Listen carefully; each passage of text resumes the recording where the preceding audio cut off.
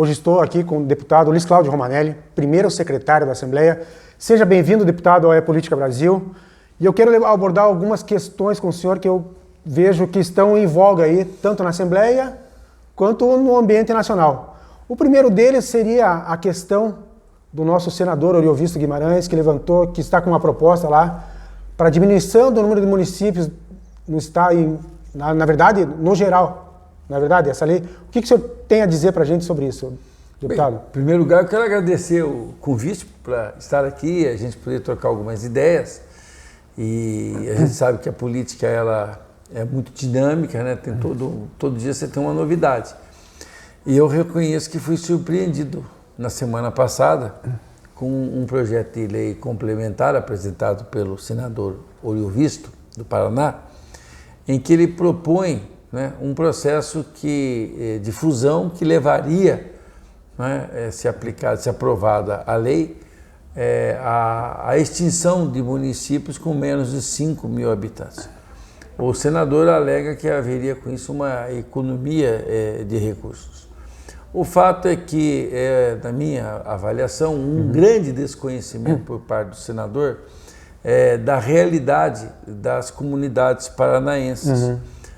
Só no Paraná nós temos pelo menos 96 municípios com menos de 5 mil habitantes, sendo que esses municípios, alguns muito antigos, municípios com 100 anos, com 80 anos, enfim, com uma história. Com uma história toda, uma dinâmica. Outros municípios mais jovens, mas que eram distritos de cidades e que foram desmembrados e que tiveram, depois disso, um grande crescimento. O fato é que quem tem uma atuação municipalista ou que conhece a realidade do estado do Paraná, sabe muito bem que não há nenhuma única comunidade que era um distrito de um município mãe, da onde ele foi desmembrado, que quando ele virou unidade federada, ele não ficou melhor. Ou seja, quando o Brasil tem um sistema, nosso sistema republicano, ele estabelece o município com unidade federada, como também são os estados. O fato é que, quando essa comunidade juridicamente vira município, tem essa emancipação política, ele passa a integrar a comunidade de planejamento, todas as ações das políticas públicas que são desenvolvidas pelo Estado e também pela União Federal. E aí, obviamente, vai receber recursos para poder desenvolver essas ações. Por isso que as comunidades todas, elas melhoraram muito, né, com a existência dessa organização política, né, jurídica, que o elevou à condição de município. Então, eu entendo que a proposta do senador Oriovisto, ela é completamente despropositada, é um desconhecimento da realidade do estado do Paraná. E como eu percebi que o senador está com um tempo livre na agenda, né, porque obviamente está debruçado a fazer um projeto como esse, ele deveria aproveitar e conhecer a realidade dos pequenos municípios paranaenses. Não apenas desses municípios com menos de 5 mil habitantes, né? Mas a imensa maioria dos municípios, de 7 mil, de 8 mil, de 10 mil, de 12 mil habitantes que nós temos no Paraná, e que efetivamente é onde mora uma grande parcela da nossa população. Eu vou dizer que propor a extinção desses municípios da forma com que foi proposto é um desrespeito a essas comunidades, a essas populações. A grande maioria são trabalhadores e trabalhadoras do campo, outra parcela são produtores rurais, nós temos uma forte agricultura familiar nesses municípios, né? Ou seja, as demandas são grandes. Creio eu que o senador podia se debruçar em debater, discutir, propor uma revisão do Pacto Federativo, transferindo mais recursos para os municípios, especialmente para os pequenos municípios. Eu creio que isso seria muito mais útil, pensando no bem-estar das pessoas, da ocupação territorial do estado do Paraná, né? Nós somos hoje 399 municípios, mais de 1.500 localidades que nós temos população aglomerada, agrupada, né? Então nós temos que reconhecer assim, nós temos que ajudar mais a infraestrutura dessas regiões. A proposição do senador a mim me parece descabida. Eu lamento que ele tenha... O senhor acha que não vai adiante essa proposta, não deve ir adiante? Eu tenho certeza que não, porque os senadores que têm uma visão municipalista certamente não aprovarão o projeto de lei, né, que ele apresentou no Senado. Nós temos que fazer essas suas palavras chegarem até o interior. Então, conte com a Política Brasil para divulgar essa sua visão, para resguardar esses municípios. Bom, para que... porque assim, eu recebi o projeto, eu entendo todo o projeto de lei, o autor sempre tem um propósito, né? Vamos reconhecer que o senador tivesse algum propósito que fosse meritório, não sei exatamente qual é, né? Aliás, eu li, né, que ele queria reduzir despesa com o custo da parte administrativa do município, né? Por exemplo, tem muitos que falam na mudança do sistema de governo no Brasil, né?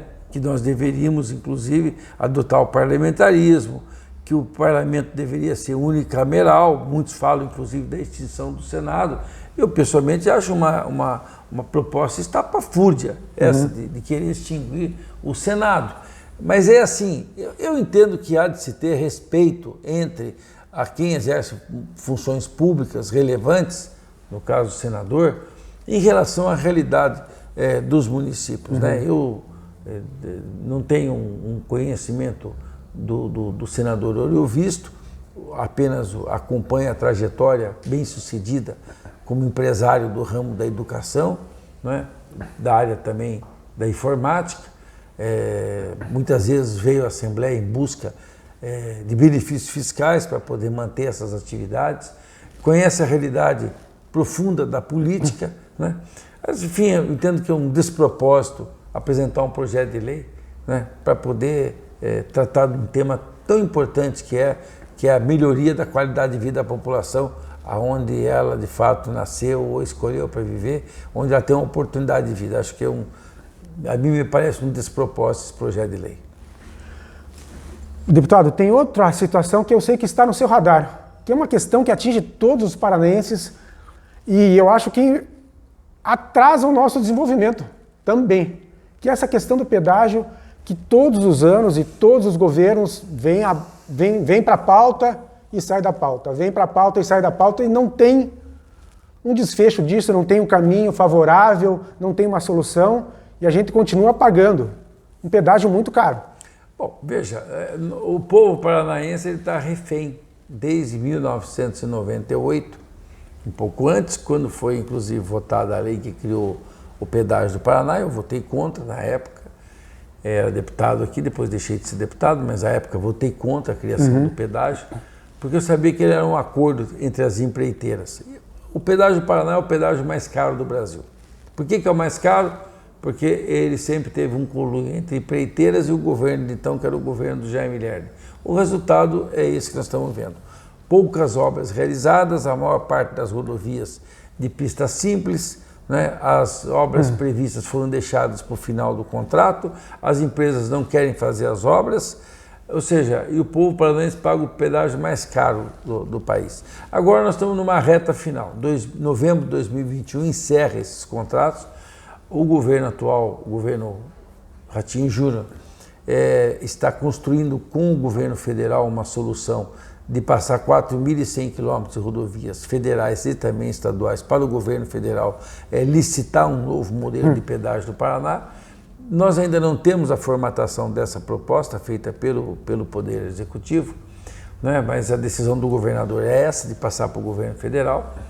E nós temos que fazer, por outro lado, até 2021, que as empresas executem as obras que estão previstas no contrato.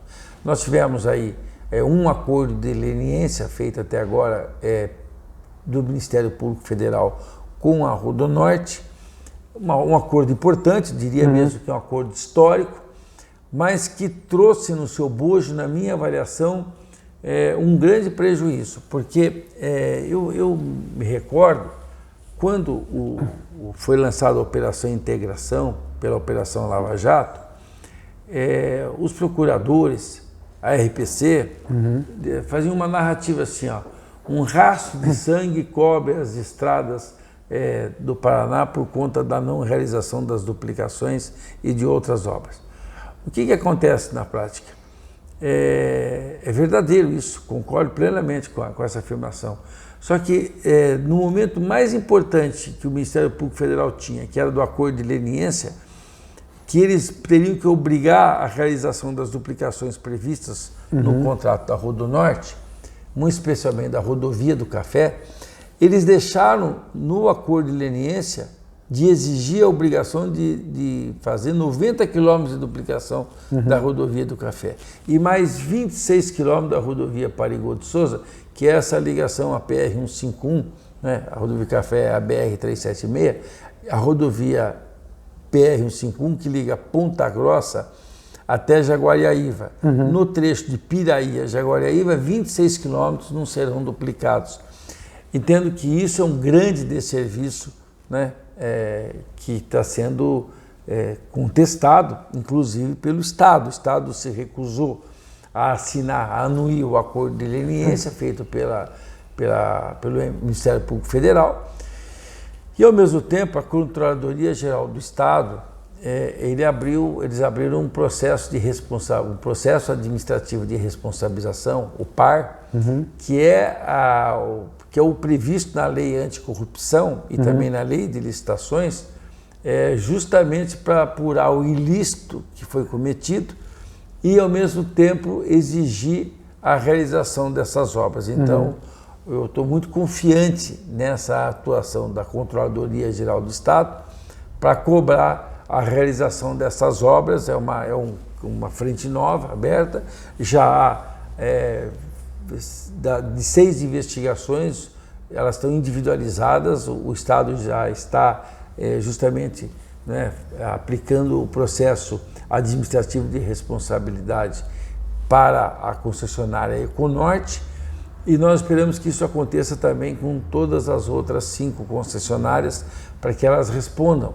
E aí nós poderemos ter também uma declaração de inidoneidade dessas empresas, o que vai impedi-las de licitar, independendo de estar em uma próxima licitação. Do acordo de leniência que fizeram com o Ministério Público Federal. Ou seja, a busca é para termos uma solução melhor do que aquela que foi dada pelo Ministério Público Federal no acordo de leniência que fez com a CCR Rodonorte.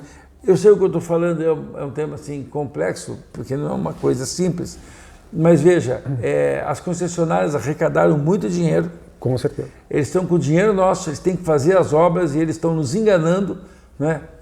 E procuram enganar também os promotores e procuradores da República para não realizar as obras. Na verdade, sempre trabalham com falsas premissas para poder enganar. E tudo que tem acontecido é o seguinte, eles querem levar sempre para a justiça. Quem decide sobre a justiça, quem decide sobre o pedágio do Paraná, não é a Justiça Estadual, é sempre a Justiça Federal por causa do número de rodovias federais.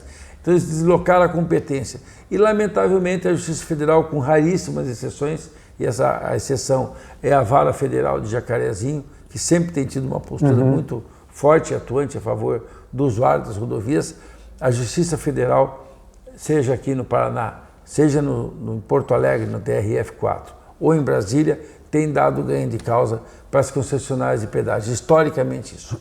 Então, deputado, o que eu vejo é assim, dói no bolso do paranaense se deslocar dentro do estado. Por exemplo, vamos pegar aqui uma situação da pessoa que vai de Curitiba até Foz do Iguaçu, gasta R$250 para ir, R$250 para voltar. É um absurdo. Os valores são abusivos. Abusivos. Né? Aqui no nosso litoral... Pista simples, inclusive, né? Alguns trechos, pista simples. Aqui para o nosso litoral... Pista simples. A maior parte é pista simples. Aqui para o nosso litoral... Sim. 21 reais para ir, 21 reais para voltar. Basta é um absurdo. Ver qual foi a obra que a Ecovia, que é da Serra Almeida, realizou na ligação com o litoral. Eles não fizeram 1 quilômetro de rodovia. Eles fizeram um pedacinho de duplicação lá na saída de Paranaguá para Pontal, mas assim, deve dar uns 3 ou 4 quilômetros, não mais que isso. Obras previstas não foram realizadas, a manutenção não foi feita terceiras faixas. Ou seja, na verdade, assim, até os viadutos, que quando tivemos aquelas enchentes em 2015, que foram muito graves, 2015, eu acho que antes disso até, o Estado teve que ele construir aquelas pontes, porque a concessionária se recusou a fazer as obras. A verdade é que essas concessionárias, elas foi um péssimo negócio quando foi feito, né? Eu, inclusive, sou contra essa modelagem de concessionária. Entendo que, no caso do Paraná, eu, se fosse governador, faria diferente. Eu criaria uma empresa, uma Rodovias do Paraná. Eu criaria, de fato, uma empresa concessionária que pudesse administrar todas as rodovias, uma empresa estadual, nos moldes da Copel e da Sanepar. Sem fins lucrativos? Não, ela teria fins lucrativos, só que o lucro ficava com o povo do Paraná. Não é? Sim. E o investimento que a gente podia decidir era justamente das obras que fossem ser realizadas com uma tarifa de pedágio pelo menos 50% mais barata que essa. Infelizmente, né, a modelagem que temos aí é uma modelagem que sempre transfere para o setor privado, e a gente sabe que tem visto aí, os resultados não são bons. Eu não acredito nesse modelo de concessões que nós temos no Brasil hoje. Os modelos, eles não dão grandes resultados e, infelizmente, as obras não são realizadas. Na verdade, é isso que tem acontecido. Aqui, no caso do Paraná, ainda nós temos uma briga dura até 2021 com essas concessionárias de pedágio. E depois de 2021, né, eu confesso que ainda não sei porque o governo do Estado não apresentou, aliás, acho que não construiu com o governo federal ainda, né, qual que é o estudo para poder, de fato, definir o que tem que ser duplicado, quando vai ser, qual que é o valor máximo de tarifa, quais são as rodovias que vão integrar esses 4.100 quilômetros aí de forma definitiva. Tudo isso ainda está numa fase de construção, o que tem que ser duplicado, quais são os contornos, quais são os trevos, quais são os viadutos que têm que ser realizados. Isso ainda nós não temos clareza do que é que vai acontecer. Deputado, antes de que a gente terminasse a nossa conversa aqui, eu queria que o senhor deixasse uma mensagem aqui para os paranaenses, tanto nessa questão desse projeto do senador Odovisto, quanto dessas concessionárias que têm causado tanto prejuízo para o bolso do paranaense. Em relação à proposta do senador Odovisto, eu entendo que, obviamente, os senadores da República darão um trato adequado ao projeto de lei dele. Eu entendo que o projeto não deverá prosperar, penso eu, porque no Paraná mesmo tem outros 2 senadores, Álvaro Dias e o Flávio Arnes. O Flávio Arnes conhece muito a realidade dos pequenos municípios, né? Certamente ele atuará para que esse projeto não seja aprovado. E tem outros senadores também do Brasil inteiro que conhecem a realidade do Brasil, é uma lei nacional, e tem que passar pela Câmara dos Deputados. Enfim, penso eu que isso não vai prosperar. O ideal mesmo, na verdade, é que o senador desistisse desse projeto, né? Eu acho, se me permite dizer, eu recomendaria que ele retirasse o projeto, porque entendo que é um desserviço esse debate, essa discussão, né, sobre a questão dos pequenos municípios, com os municípios, no caso do Paraná, 96 municípios com menos de 5 mil habitantes. Acho que é um prejuízo esse próprio debate, né? E se dedicasse, inclusive, a construir um novo pacto federativo para transferir mais recursos para os municípios. Por outro lado, eu entendo assim, que a questão do pedágio é uma questão muito grave, né? Mas nós temos que confiar que o governador eleito dos paranaenses, Ratinho Júnior, tomará decisões acertadas sobre isso. Então é um tema que vai ser debatido, discutido.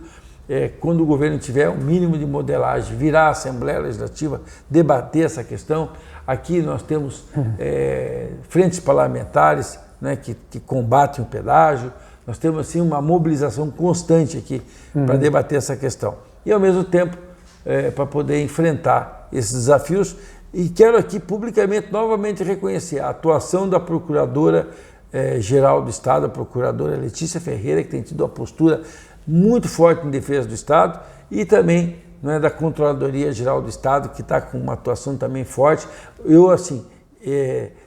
Nós temos que esmiuçar isso, nós temos que aprofundar essa questão toda, porque o prejuízo que o povo do Paraná tem sofrido é muito grande. E até novembro de 2021 eles têm que realizar as obras, ou então nós temos que conseguir bloquear o dinheiro deles na justiça, porque senão vai ficar empresas podres, vazias e as obras não realizadas aqui no Paraná. Então a gente tem que agir com muita dureza e vigor em relação a essas empreiteiras que controlam as concessionárias de pedágio do Paraná. Deputado, muito obrigado por receber o Política Brasil. É um prazer. Grande abraço. Muito obrigado. Somos seu parceiro. Conte com a gente, estaremos sempre por aqui, tá certo? Muito obrigado pela vinda aqui à Assembleia. Obrigado. Um abraço do Política Brasil.